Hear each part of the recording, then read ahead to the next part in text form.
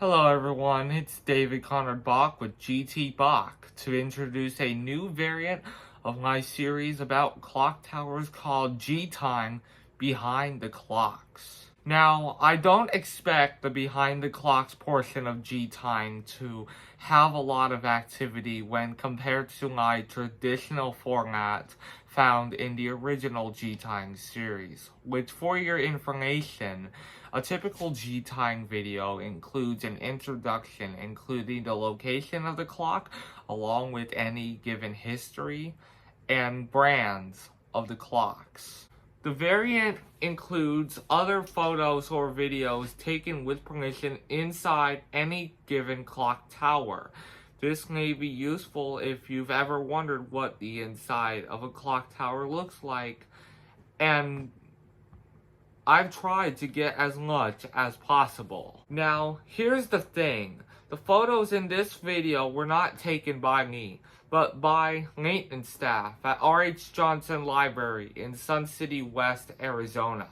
They typically don't allow tours inside the bell tower, but with special consideration and steps followed, the photos were allowed to be taken and used in this video, given the fact that it's non-commercial use and the photos would be given credit being said right here, right now. Apparently, I'm not the first to ask to see the inside of the bell tower at R.H. Johnson. I'm just the first they've seen as interested as I am in clock towers. They said not to expect anything fancy as it's all electric.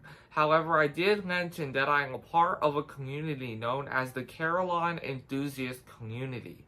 And a part of that community is interested in clocks and carillons from Schnullerick, Verdin, BRG, Chimemaster, and other companies that produce electronic tower clock products.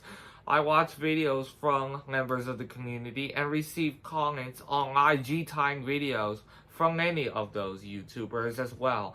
And to all y'all watching this, I'm thankful to have a community like this. But with all that said, I'm going to showcase everything I've been given of the inside of the clock tower at R.H. Johnson. Now, obviously, electric clocks, especially for use in towers, need power and control.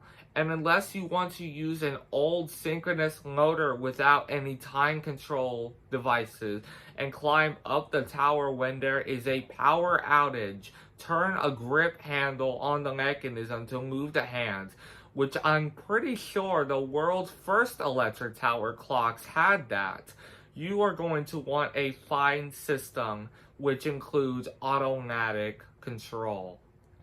The Nerve Center at R.H. Johnson Library has 3 components, all produced by the Verdin Company of Cincinnati, Ohio. The NCC3 Master Clock, which is that gray control panel. This is the brain of the clock, and it also syncs with this, the Sonata Electronic Carillon. Fun fact, when the NCC3 links to the Sonata Electronic Carillon, you are able to keep your hourly chimes at pace with the time that's on the clock dials.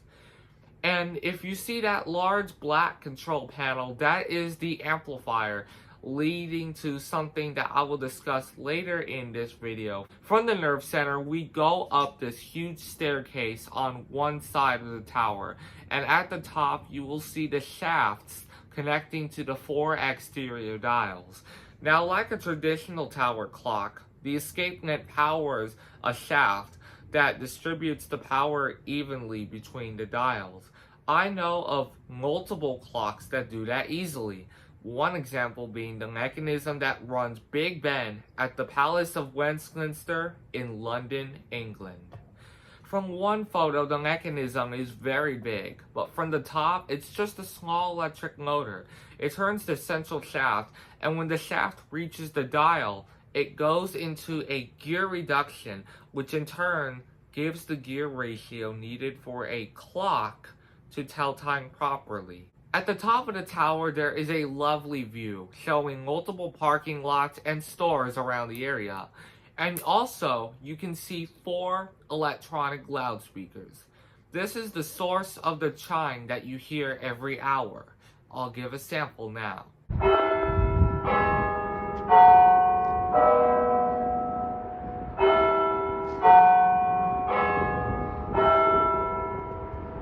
And you may be wondering about the real bells. And those bells are for decoration. But there may be a benefit of having digital bells. You are able to do so much more, plus control volume to match regulations of noise in your area. However, modern clock towers, especially real bells, have a solution for that. The hangers that strike the bells on some are, in fact, electronic, which means you are able to control the strength of the strike, which in turn controls the volume of the bell. In my opinion, this is amazing when you compare it to older bell mechanisms, which has a roll type mechanism that has a weight that turns a roll with a fly fan regulating speed. It pulls the hanger and the hanger falls onto the bell. The hanger's strength is only one setting, so what you got is what you got. Well, I hope you learned something in this video. If you enjoyed it, please consider liking, subscribing, commenting, and sharing, especially with someone you know who is into clocks. And once again, I want to give a huge thanks to the staff at R.H. Johnson Library for doing this. You didn't have to do that, and I'm grateful for the opportunity that you are giving me to make this video. And with all that being said, until next time, peace out, y'all.